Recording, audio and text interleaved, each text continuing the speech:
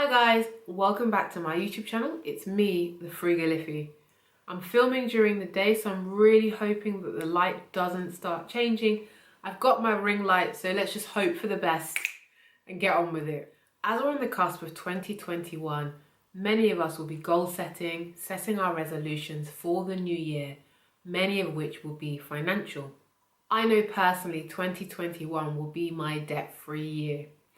But with all the best intentions and all the resolve that we can muster, it will actually be our habits that will determine whether we meet our goals or not.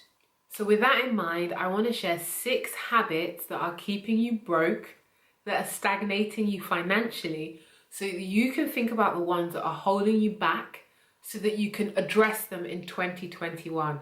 We're doing big things in 2021, so let's not waste any time. Let's dive right in. Habit number 1 is that looking rich is more important to you than being rich. Sadly today, we live in a world where most people would prefer to look rich rather than be truly wealthy. It's very easy to fall into the trap of buying expensive stuff or more and more things to show other people that we can afford to. But it's important to remember that many of the rich or well-paid people that we see around us with the flashy cars, the lovely homes, the extraordinary holidays, the designer wears, they are funding many of these purchases with debt, or they're actually funding them with cash, but they're not saving any money. They too are caught in the trap of looking rich. Truly wealthy people spend their money on assets because assets build or maintain their wealth. What they don't do is spend a significant amount of money on designer shoes and handbags and looking and living flashy, because that takes away the money that they would otherwise be investing. A truly financially secure person, and please let's stop equating wealth with what we see of reality TV stars. A truly financially secure person will not look particularly wealthy. They won't look particularly rich. Yes, they will likely prioritize quality, so you will probably notice that, but they won't be a designer beacon. You won't walk past and be like, oh my God, that person has money. A person that has worked hard to make their money, to save and invest their money, understands that spending money on symbols of wealth is the quickest way to go broke. So they don't do it. This is a habit that I had to learn to break the hard way. Back when I was earning in the £30,000 salary range, I had the Michael Kors handbags, the Kurt Geiger shoes, a wardrobe full of new clothes and debt. I was spending like I made £20,000 more, and I probably looked like it too. But now that my annual salary is just shy of £60,000, I look like a well-dressed hobo. How many times have you seen this polo neck? I wear it in these videos a lot. Probably cost me £18 from M&S. The second habit is that you don't give your money a job. Money has a mind of its own. If you don't tell it what to do, give it a job, assign it a task, it will find a way to spend itself, and you will not know where it went to.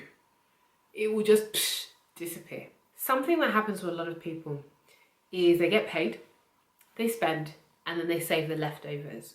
Or they're good, they do save, but the rest of their spending is completely unplanned. So at some point in the month, they run out of money and have to dip into their savings to cover the shortfall. Or worse, they use debt to cover that shortfall every month, and every month that debt steadily just increases. If you have financial goals, then giving each pound that you earn, each pound that comes into your hands, a job will help you achieve those goals. Budgeting will create a more intimate relationship between you and your money. It will have you checking your bank balance frequently, giving you more control. You will absolutely start checking how much you have before you make a purchase. It will get you planning, and most importantly, it will get you thinking. No more of the, I'm not quite sure if there's any money in here, but let's give it a go anyway. Or, oh, do you know what, I just want it. We'll deal with the consequences later. The third habit is that you can't delay gratification. What was it that Beyonce said? I see it, I want it, I stunt, now I'm broke. I accept that I might have misheard that last bit, but naturally those words lead to being broke, so my brain has just filled in the gaps. Don't mind me. If I'm wrong, I'm sorry. Seriously though, unless you are Beyonce, buying everything that you want, everything that you see in the moment will be the main barrier to you accumulating wealth. Accumulation being the key word here. You need to grow your savings, and consequently you need to grow your investments. The more money that you have, the more compounding, receiving interest on your money will work for you. Until you can see that every frivolous purchase or outing is preventing you from stacking your money, your road to financial success will continue to be slow. But I want to make it clear that delaying gratification doesn't mean no gratification. Go and have cheap or free fun.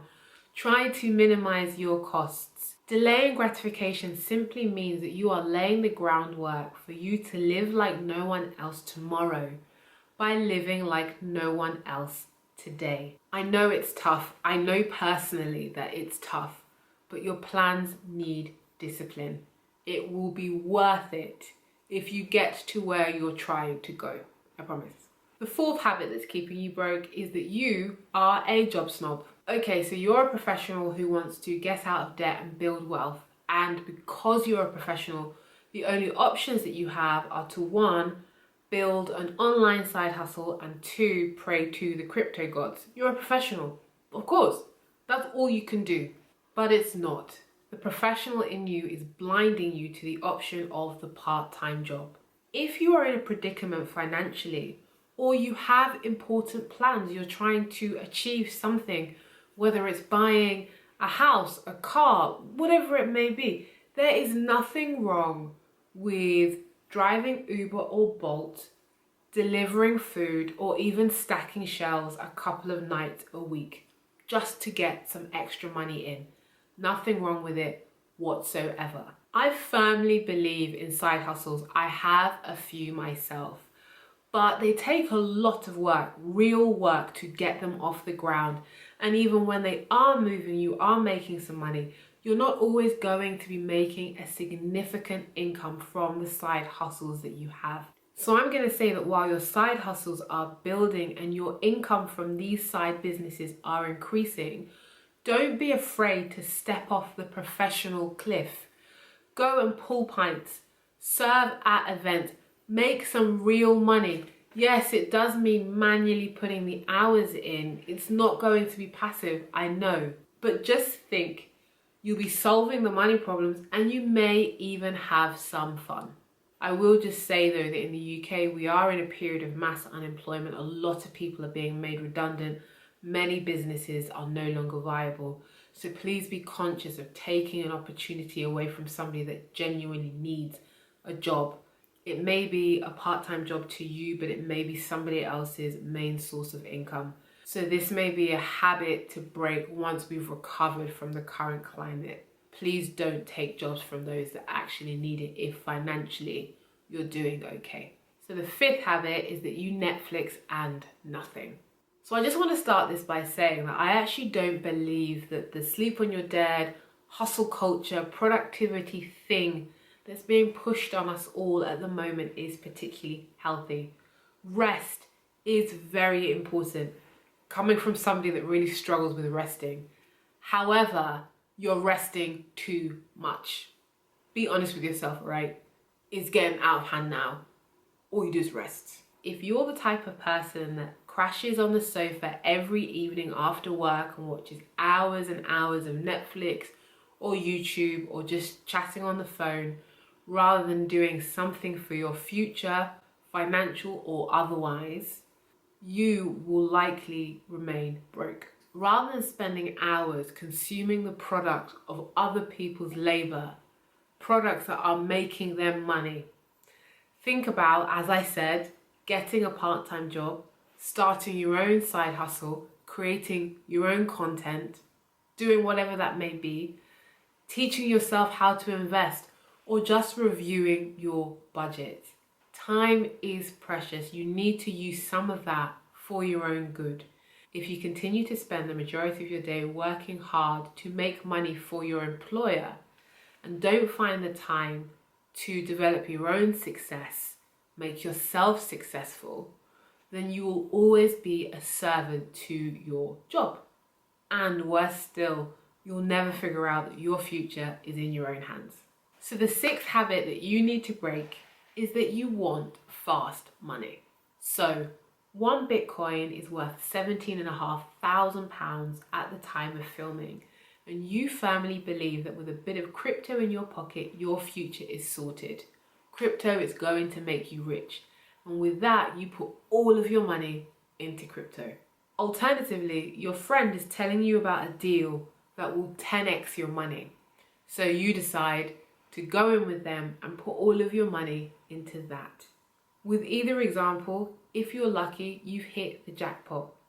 But if the heavens are against you, you will lose money that you probably cannot afford to lose. Wanting fast money usually leads to staking all of your hopes on one option, one outcome. Belief in fast money means that your everyday relationship with money and the discipline that's needed to really build wealth never needs to be reviewed.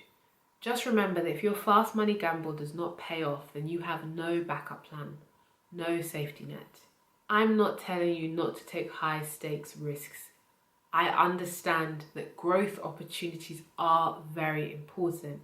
Instead, I would say save, invest in things that have growth potential but that are relatively safe, and then go and chase your 10x opportunities. Just diversify where you're putting your money, so at the end of the day, if anything goes wrong, you always have some money in some pot working for you. Just think about it. Don't put all of your eggs in one basket. Okay guys, that's the end of the video. Hope you enjoyed it. If you did, please give me a thumbs up, subscribe. I haven't asked you yet. And drop down in the comments and let me know if you recognize any of these habits in yourself. And if you do, are you going to break them? And actually, have I missed any other habits that may be keeping other people broke that you have recognized? Please do share, because other people read the comments and it actually may help them recognize something in themselves and break that habit. So as I say, we're doing big things in 2021. I'm not sure if you're seeing this video first or my 0% financing video. I meant to put that one out after my last video, but I think it's working out that this one will be next. So if the 0% video isn't out, I promise it will be next for all of those that are waiting for it. It's coming. I'm just doing the research and building the video. Okay, until next time, thanks. Bye.